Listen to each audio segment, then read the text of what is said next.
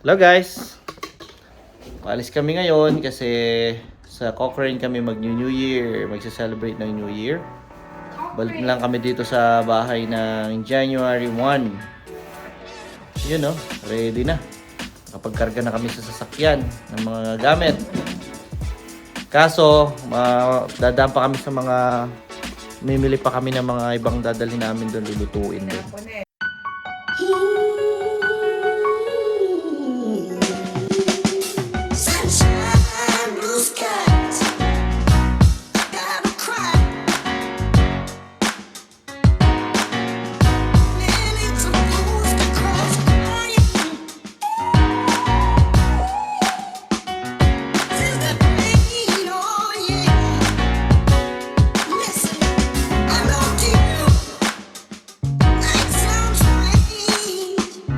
Saan kami ni Johan? Na dito kami sa Lucky Supermarket. So on our way pa Cochrane na kami. Bili lang kami dito ng kailangan namin para bukas. Yun. Nasa loob na si na mami. Pinauna na namin kasi ang daming tao. Hanap pa ako ng parking. Anak, madulas. Ayos yung daan. Dito na kami sa Cochrane. At gabing-gabi na nga at sobrang dilim na nung dumating kami sa Cochrane nung gabi ng December 30. At dahil masunurin kami, sabi nila wag na kaming kumain ng hapunan sa labas dahil ready na. At alam na alam nila ang paborito ko kasi ready na yung pusit. Kaya naman napasarap kami ng kainan at kwentuhan after. For the meantime guys, halika kayo, samahan nyo ako doon sa basement. Ipapakita ko sa inyo kung saan kami unang nanirahan pagdating sa Canada 2 years ago. Unang bahay. Ito ang aming unang bahay sa Canada. Yan. Nung dumating kami 2 years ago, nung August 6, 2021, dito kami tumira. Nag-quarantine kami dito for 2 weeks. Dito mismo sa basement na to. Yan. Po. Oh, yan, no? Kaya natatanda. Johan, natatanda mo pa nung dumating tayo? Dito tayo nag-sleep. Dito tayo nagkulong for 2 weeks. Sa basement nila, tito. Tita Angelo. So ito, kung mapansin nyo, bare pa siya. Talagang makikita mo yung pader pa talaga siya ng bato na malamig. Tinakpan niya nila kuya ng mga karton. Parang ito, ayan, yung kisame, yan, ganyan, oh. May karton din ng mga ganyan. Para lang talaga makaano kami dito, makatira kami dito. Eh, hindi naman siya sobrang lamig. Okay na okay naman yung temperature. Pag bumabalik ako dito, naaalala ko talaga yung feeling dumating kami. Nakakatuwa. Talagang kada bumabalik ako dito sa bahay nila Kuya Angelo at nakakarating ako dito sa basement, nagbabalik sa alaala ko lahat ng mga pangyayari nung dumating kami sa Canada. Magkahalong saya at lungkot. Hindi ko maintindihan yung nararamdaman ko.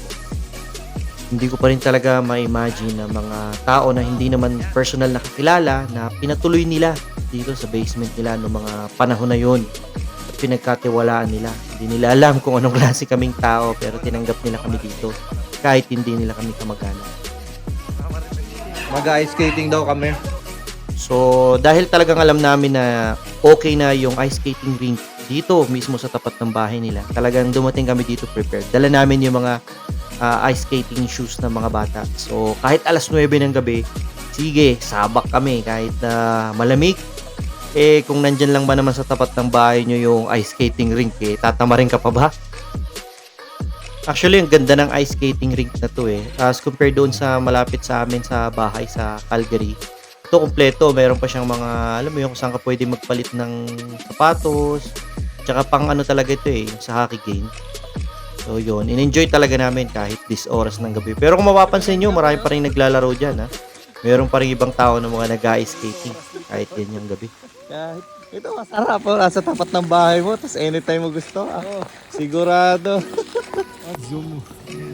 Ayun yung mga marites nandun sa bahay, pinapanood kami dito. Kasi ito, across the street. Ayun lang. Ayun lang sila. Habang enjoy na enjoy yung magkuya na mag-ice skating, si Mikay naman, enjoy na enjoy din habang hinihila ng mga kuya niya doon sa kanyang sled. Oo. Na, time to go na. Ayan na po. Nagkarigalohan na po.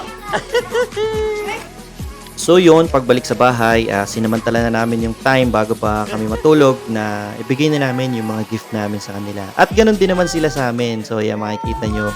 Yan yung mga gifts na natanggap namin sa kanila. Dito kami nagkwarto kagabi. Sa kwarto nila, ni Ate Merlin. Sa taas. Ngayon, 4 PM na. Nagliguan na kami kasi nakaluto na si Mami. Mamaya dadating na ibang bisita. At magsisimula na tayong magsayahan. So bukod nga pala sa amin, dito sa bahay ni na Kuya Angelo ng Sanico family, ay kasama rin namin magse-celebrate ng New Year's Eve yung ilan sa mga pinakamalalapit nilang kaibigan. Kaya mas masaya, mas marami kami na sasalubong sa bagong taon. At palibasa mga kabataan, parang ito mga kasama namin ay puro kabaliwan ng mga nasa isip. Kaya yan, kung ano-ano yung mga pinaggagawa namin dito.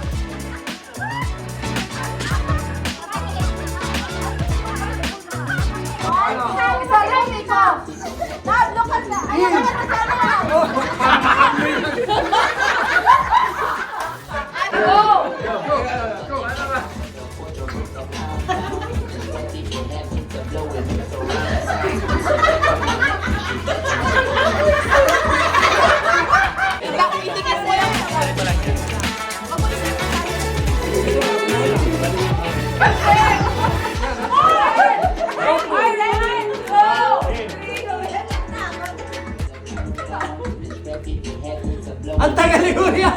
Nakatapos na sila! Oh. Wala na! Hindi pa kami umabot!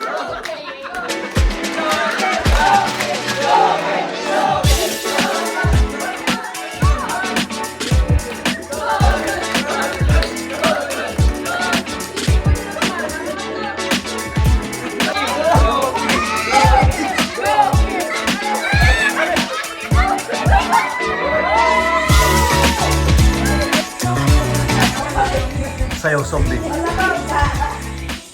Sa mga trip, oh. Oh. Ready?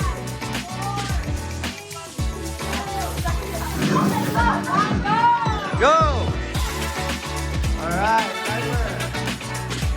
For 30 seconds. It should be inside the plate, okay? If it's outside the plate, it's not counted. Happy New Year! Happy New Year! Happy New Year!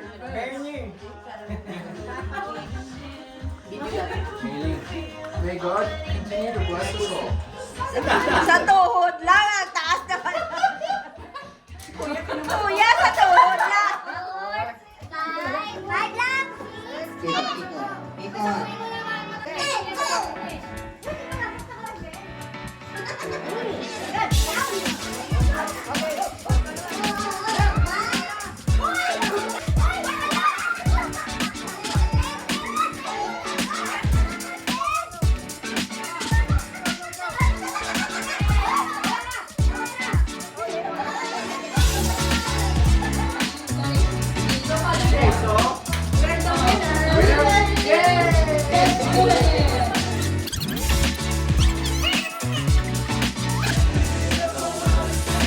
Talagang, nirambol-rambol mo pa. Okay.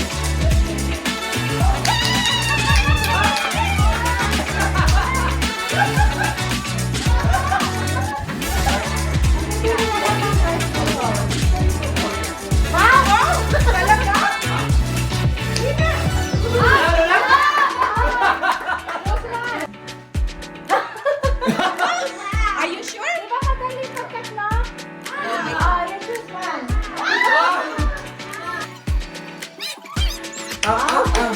Sure? Sure? Get one.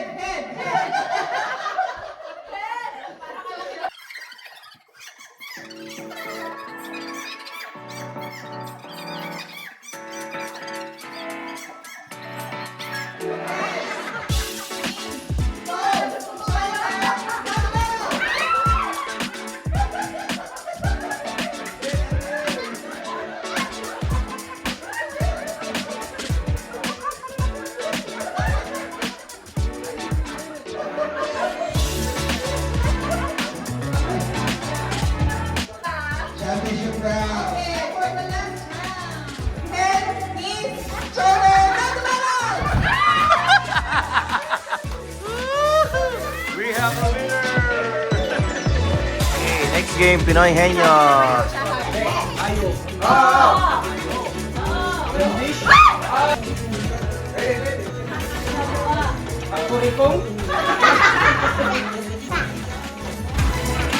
Mahirap? Ano? Grabe, huwag na yun! Player. Ito si Master Joel, baka madadali. Hindi! Hindi!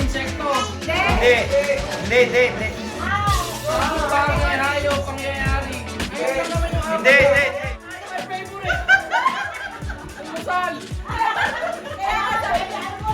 Almusal, tanghalian, hapunan!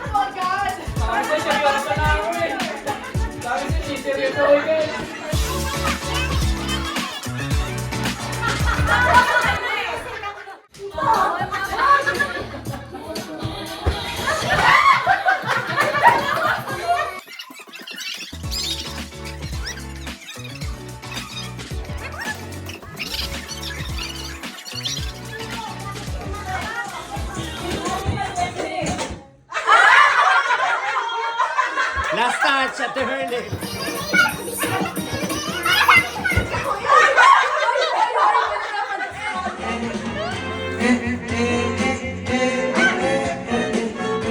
Come on! New Year na. Ilang minuto na lang, 5 minutes na lang.